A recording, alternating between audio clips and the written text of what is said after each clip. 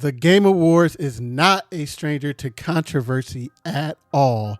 Every year, there seems to be some type of controversy that comes up, whether it's fans being upset because a game that they felt should have been nominated for some award was not nominated, and some games that they feel should not have been were, or even with what games end up winning awards. And this year's controversy is centered around 3 games that have been nominated for Game of the Year.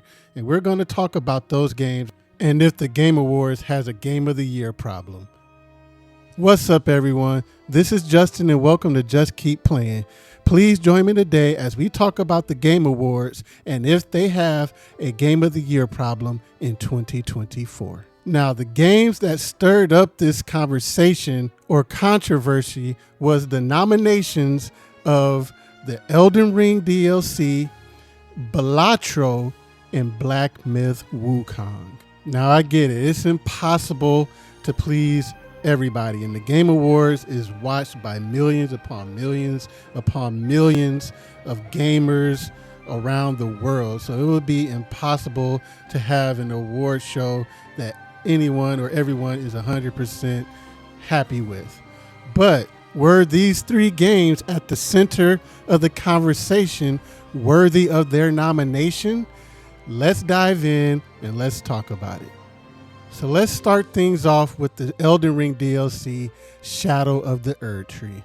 Now, everybody knew something was up when all of a sudden the Game Awards FAQ was updated to show that if the jury deemed them worthy, that DLC, expansion packs, and remakes and remasters would be eligible to be nominated for Game of the Year.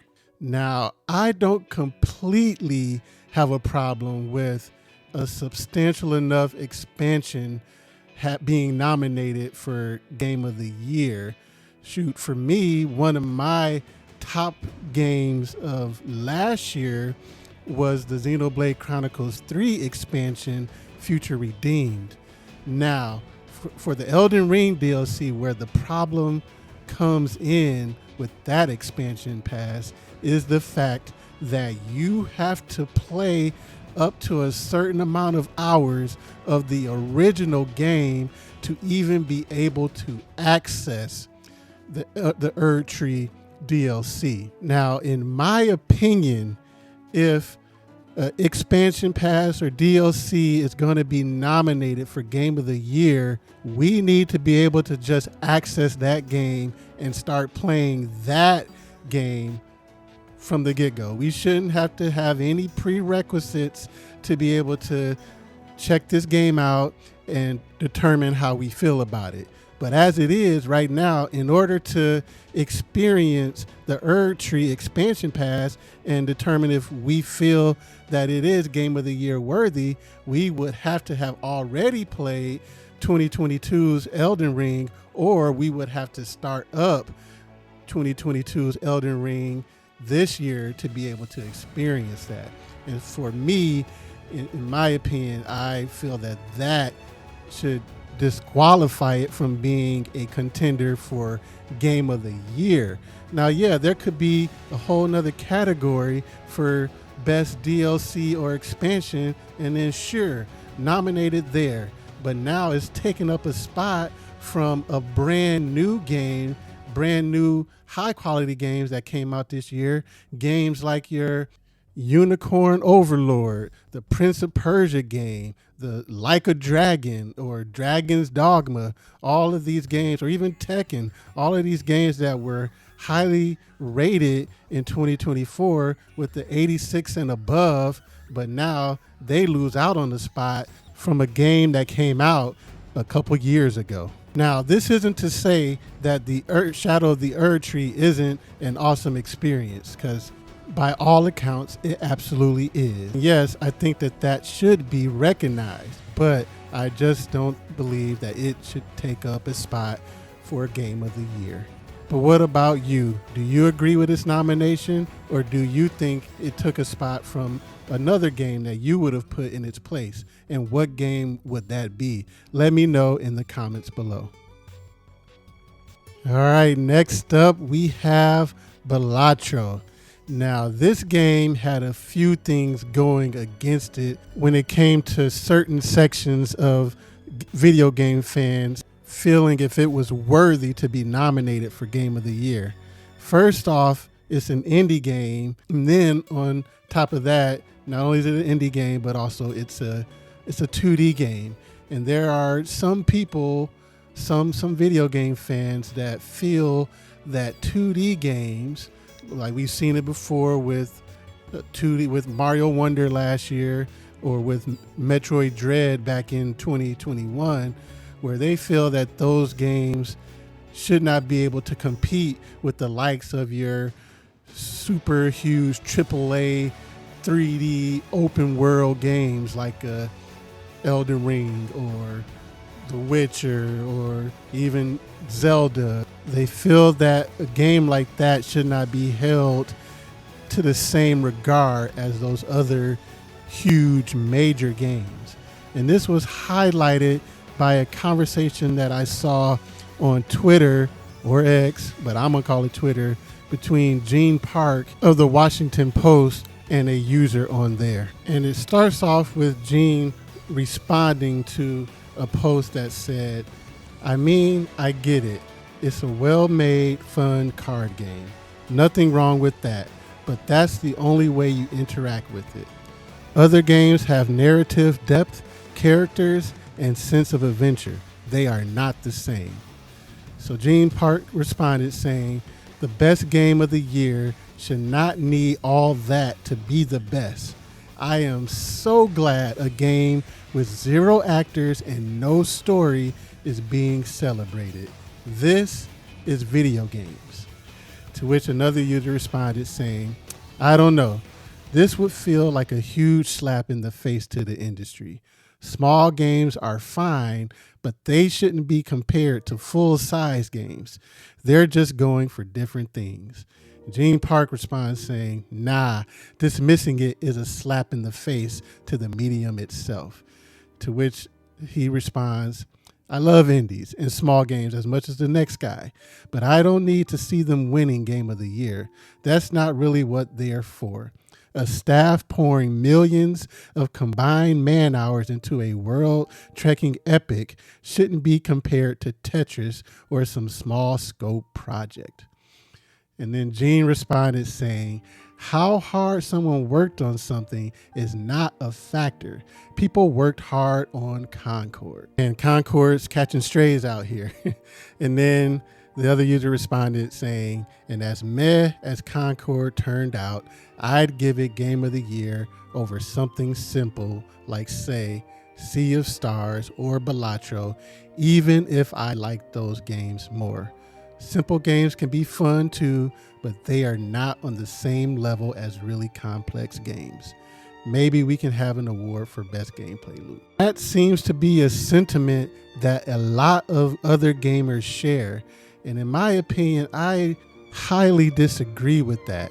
The beauty of video games is, and what makes it such a different medium from TV shows and movies, is the interactive nature of it. Now, yes, story, voice acting, music, all of those other additions to the actual gameplay itself are awesome things, but I'm a gameplay is king first kind of person. I love story, I love my RPGs, I love my world spanning adventures, but if I can get the same amount of fun out of a simple game like a Balatro as I did out of a game like a Final Fantasy VII, to me that speaks to how high quality of an experience and of a game that smaller game is, that I would even consider it on the same level as a big, massive, super crazy budget game like a Final Fantasy VII Rebirth. So I'm not a fan of when us as gamers dismiss other games because maybe they don't have the same production or budget or manpower as other games. That is the beauty of games, where you can judge games by its gameplay and how did that gameplay move you? How did that gameplay move the industry? How did that gameplay stick with you throughout the year? And Balatro, that game came out early in 2024 and it has stayed in the conversation amongst gamers all year long. There are so many other games that have come and gone, that came and went, but Balatro has remained in the conversation. And that alone speaks to the quality of the game and why it's worthy of a Game of the Year nomination. If you haven't played Balatro, it is an incredibly fun game and super addictive. Like, I can see how people have so many hours in this game because it just has that one more run type of pull to it. Like, oh, I know I can do better in this run, or I know I can do better in this run. So you get one good run going and you're racking up the wins. It just has a way of just keeping you enthralled and wanting to just do one more game, one more game, one more game. And in fact, there were numerous people that had that thought process that Balatro wasn't worthy of being a Game of the Year nominee, but they decided, let me go check out this game and see what all the hype is about.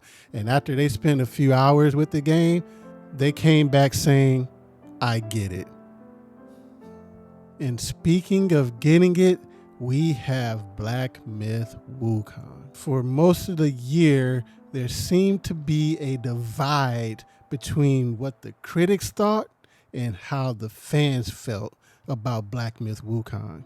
And for most of the year, based off of the critics' perspective, looking at the overall Metacritic, now I'm a staunch believer in that Metacritic is not the end all be all, but more often than not, it's a good gauge of being able to tell how the critics are feeling. And since they are the ones that will be doing the nominating for Game of the Year, it's a good indicator more often than not of what games they feel are Game of the Year worthy.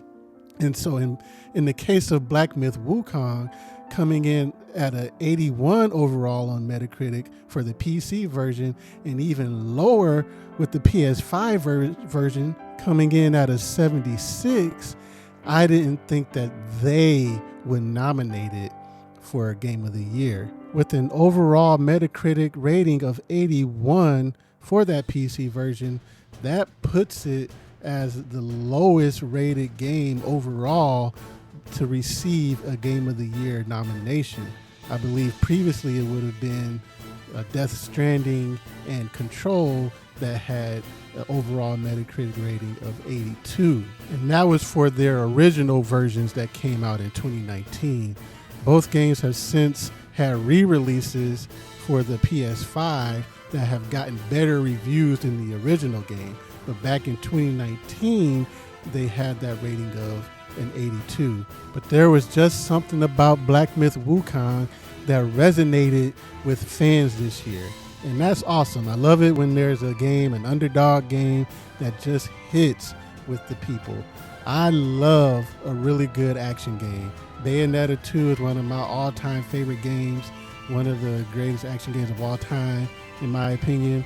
And so seeing another action game being recognized like that is really cool and really nice to see. And as a big fan of games like Fire Emblem Three Houses and Astral Chain, games in my opinion that back in 2019 should have received those Game of the Year nods in place of the lower rated games like Death Stranding and Control, I get it.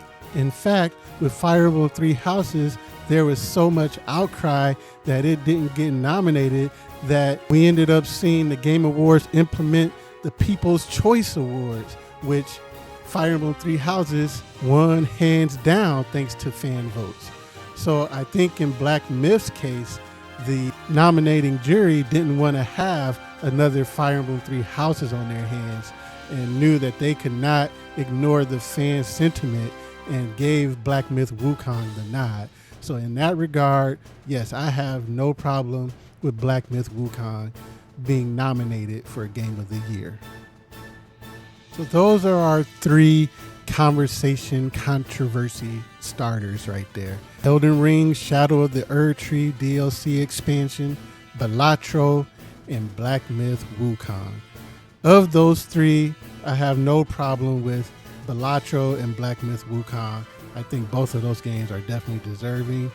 Erdtree is deserving from a gameplay perspective, but as an expansion pass where you need to have the base game and you need to have played through the base game, or at least through the base game up to a certain point to access the game, I don't think that it should have taken a Game of the Year spot from some of the brand new games from this year.